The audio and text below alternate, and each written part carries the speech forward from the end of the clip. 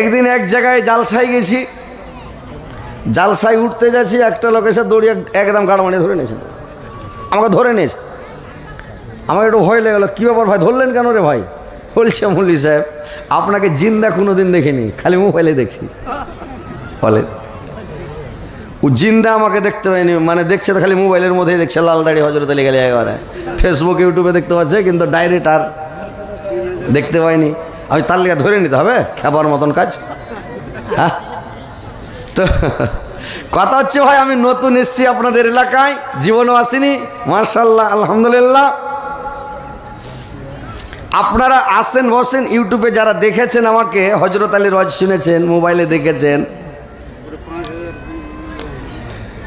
যদি দেখে থাকেন বসেন, যেমন হয়তো ইউটিউবে শুনছেন সেম টু সেম শুনতে পাবেন ওরকমই। আমার আগে একটা ভিডিও ভাইরাল হয়েছিল ভাই, অডিও ভিডিও, মানে অডিও, এটা ওয়াজটা আমাকে দেখতে পেত না, সেটা ইউসুফ জুলেখার ওয়াজ।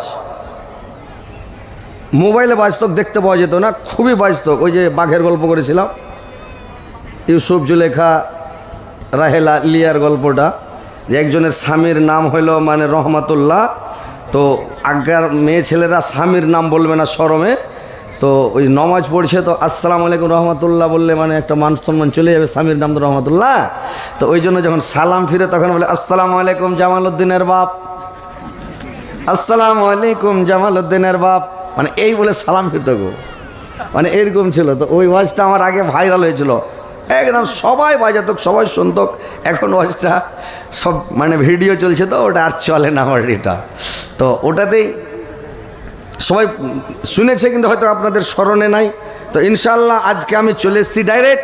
যারা বাজারে আছেন, দোকানে বসে আছেন, এদিক ওদিক বসে আছেন, তাড়াতাড়ি আসেন, জালসার মাহফিলে বসেন, কোরআন হাদিসের কথা শুনেন, ইমানটাকে ভাই তাজা করেন। এসছেন জালসা শুনতে, কিছু নেকি নিয়ে যান, সুয়াব কামিয়ে যান। বিনা কামে সময়টাকে অপচয় করে, বিনা কামে সময়টাকে নষ্ট করে, বাজার টাজার ঘুরে পাপ কামিয়ে, মেয়ে ছেলেকে দেখে টেখে আরও গোনা পাপ কামিয়ে গোনার বোঝা মাথাইলে বাড়ি যায় না, বুঝতে পেরেছেন? কালকে একটা জালসা ছিল ডালকোলার সাইডে, তো মেয়ে ছেলের দিনে, রাত্রে বেটা ছেলের। তো আমি দিনের বক্তা, আমি দিনের প্রধান ছিলাম ওখানে, কালকে রাত্রে ছিলাম হরিশ্চন্দ্রপুরে, কালকে গত রাত্রে। তো ছেলেরা যখন রাত্রে আসছে দেখছে মেয়ে ছেলের দিনে হয়ে গেছে, ওই জন্য আর কেউ জালসা শুনবে না, ছেলেরা বসে না। বলে কেন রে ভাই? বলে যে কোনো জালসা শুনতে আসলাম, একটা মেয়ে ছেলে দেখতে পাওয়া যায় না, জালসা বেড়ে জালসাটাই বেকার হয়ে গেল। আপনার কত রকম লোক পৃথিবীতে আছে ভাই জানেন, অনেক রকম লোক পৃথিবীতে আছে। তো কথা হচ্ছে ভাই আপনারা এসছেন, জালসাতে বসেন, জালসা শুনেন, ইনশাল্লাহ কিছু নেকি কামিয়ে নিয়ে যান ভাই, বুঝতে পেরেছেন? আমি নতুন এসছি, অজনস্যুত কিছু শুনেন, তাইলে ইনশাল্লাহ আরও আপনাদের ইউটিউব ফেসবুকে দেখার মন হবে, দেখতে থাকবেন। ইনশাল্লাহ আপনারা আসেন আর বসেন। সোনা বন্ধু সোনা রাগত আমার কথা শুনো না, তিনি মাদার দয়ার নবী, তাকে তোমরা চিনো না। তিনি মাদার দয়ার নবী, তাকে তোমরা চিনো না। দয়ার নবী ওহদ প্রান্তক ধর্ম যুদ্ধ করেছে, কাফের নবীজিকে পাথর ছোড়ে মেরেছে, কাফের নবীজিকে পাথর ছোড়ে মেরেছে।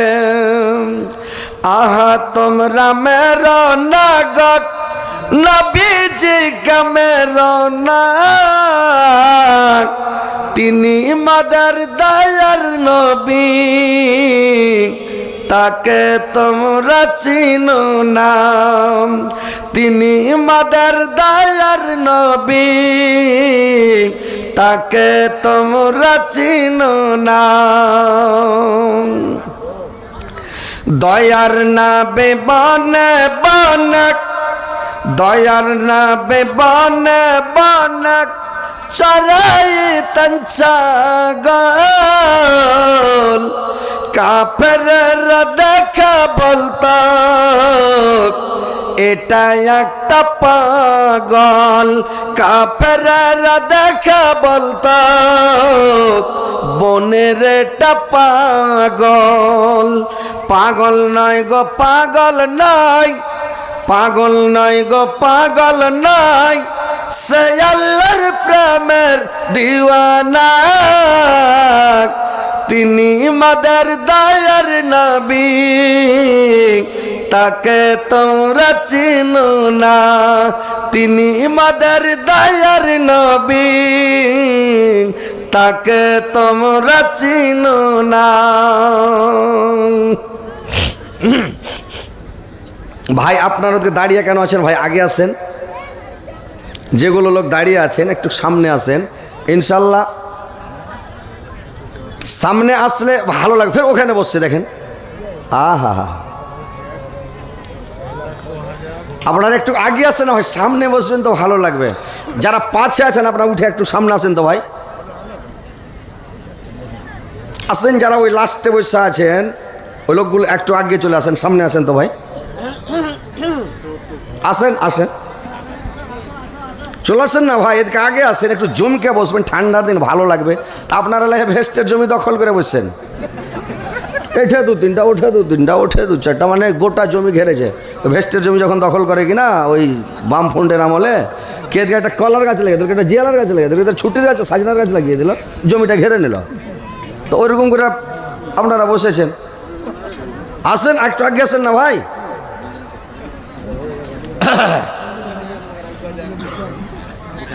এরাকে যতই বলেন মানে মানুষ শুনবে না ভাই, বুঝতে পারছেন? ওই একজন করেছে কি, মানে গরু কিনে লেসছে, বুঝলেন তো? আমার ভাষা বুঝতে পারছেন আপনারা না? কোনো অসুবিধা হচ্ছে? একটা গরু কিনে লেসছে, তো গরু কিনে লেসছে, তো আগে যুগে মানুষ সেরেক করতো, মানে ওই যে মশলা মাটুটাকে আমরা বলি নোড়া, আপনারা কি বলেন? নোড়াই বলেন না?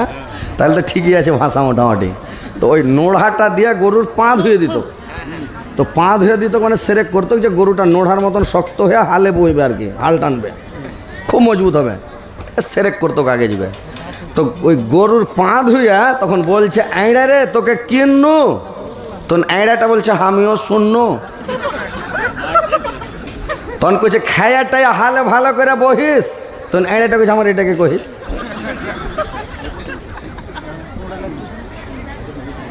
বুঝতে পেরেছেন?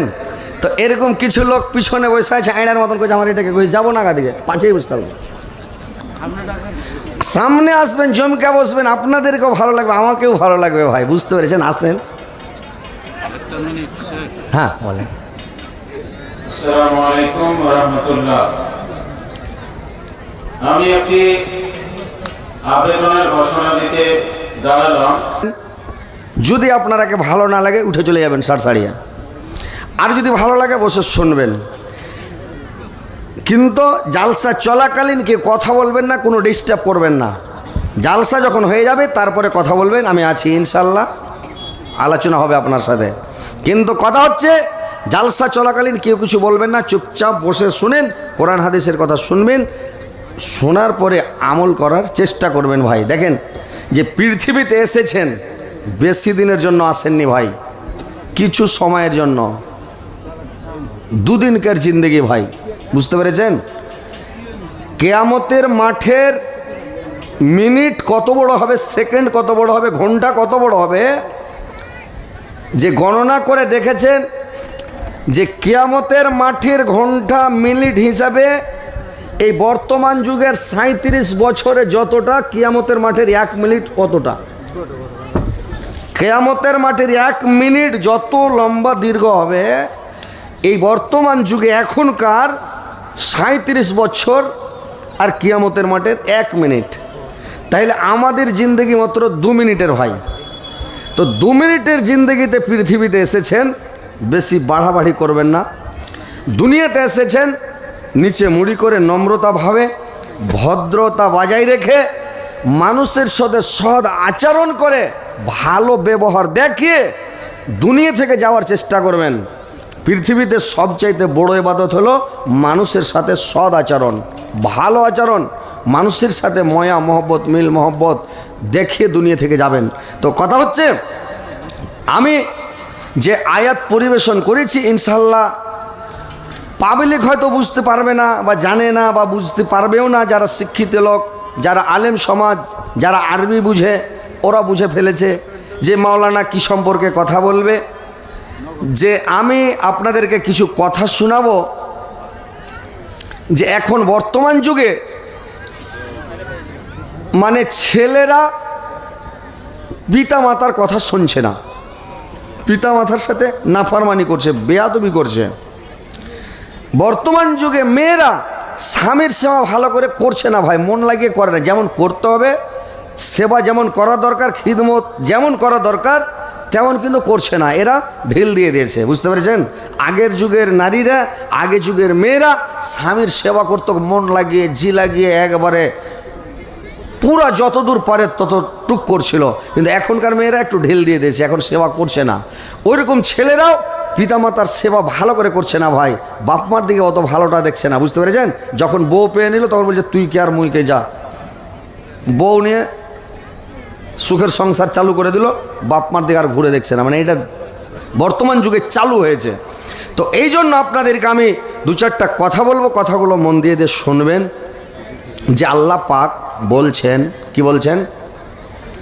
ওয়াকাজা রাব্বুকা আল্লা তা'বুদু ইল্লা ইয়্যাহু ওয়া বিল ওয়ালিদাইনি ইহসানা ইম্মা ইয়াবলুগান্না ইনদাকাল কিবারা আহাদুহুমা আও কিলাহুমা ফালা তাকুল লাহুমা উফফিন ওয়া লা তানহারহুমা ওয়া কুল লাহুমা কাওলান কারীমা। তোমার পালনকর্তা আদেশ করেছেন তাকে ছাড়া অন্য কারোর ইবাদত করবে না, তার সঙ্গে কোনো জিনিসকে শরীক করবে না, এবং তোমরা তোমার পিতামাতার সাথে সদাচরণ করবে, সদ্ব্যবহার করবে, সুব্যবহার করবে। তোমার জীবন দাসায় বার্ধক্য অবস্থায় তাদের মধ্যে একজন কিংবা দুইজন হক। তোমার জীবন দাসায় বার্ধক্য অবস্থায় উপনীত হইলে তাদেরকে তুমি ও শব্দ বলবে না, এবং তাদেরকে তুমি ধমক দিবে না, খেঁকড় মারবে না, চোখ মুখ দেখাবে না, তাদেরকে জামানির গরম দেখাবে না। তোমার পিতামাতার সঙ্গে তুমি নম্রভাবে কথা বলবে, একদম নরম নরম করে, সুন্দর করে কথা বলবে, তাদের সম্মানবাচক কথা, সম্মান রেখে কথা বলবে। পিতামাতার সাথে নাফরমানি করবে না, বেয়াদবি করবে না। তোমরা পিতামাতার সম্মান করো, তোমরা পিতামাতার ইজ্জত করো, পিতামাতাকে তোমরা ভালোবাসো, আর রহমতের নজরে তাকাও, তাদের দিকে চোখ মুখ দেখাও না, খেঁখড় মেরে কথা বলিও না, ঝিড়কি মেরে কথা বলিও না, টানকি মেরে কথা বলিও না। বাপকে বাপ বলা বন্ধ করে দিও না, মাকে মা ডাকা বন্ধ করে দিও না। তোমরা তোমার পিতামাতার সাথে সদাচরণ করো, ভালো আচরণ করো, ভালো ব্যবহার করো। কারণ তোমরা পিতামাতার সঙ্গে ভালো আচরণ করে একদিন আল্লাহর রাসূল সাল্লাল্লাহু আলাইহি ওয়াসাল্লাম বসে আছেন, আর একটা বয়স্ক মানুষ লাঠি ধরে খুটুস খুটুস করতে করতে চলে আসছে। ওই বয়স্ক লোকটার আগে একটা যুবক ছেলে ডং ডং ডং ডং করে চলে আসছে।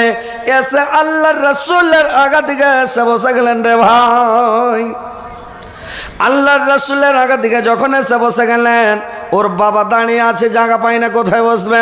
ছেলেটা এসে বসে গেল। আল্লাহর রাসূল ছেলেটাকে জিজ্ঞাসা করলে, এটা তোমার কে হয়? বলে, এটা আমার বাবা। বয়স্ক লোকটাকে জিজ্ঞাসা করলে, এটা তোমার কে হয়? বললে, এটা আমার ছেলে, আমার বেটা। বলে, তোমার নিজের বেটা? বললে, হ্যাঁ।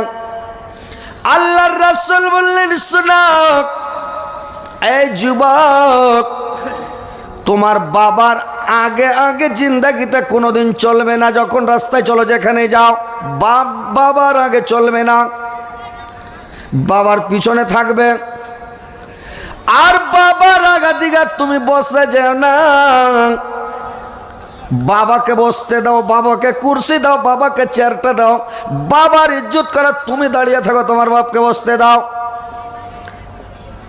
আর তুমি তোমার বাবার নাম ধরে জিন্দগিতে ডাকবে না।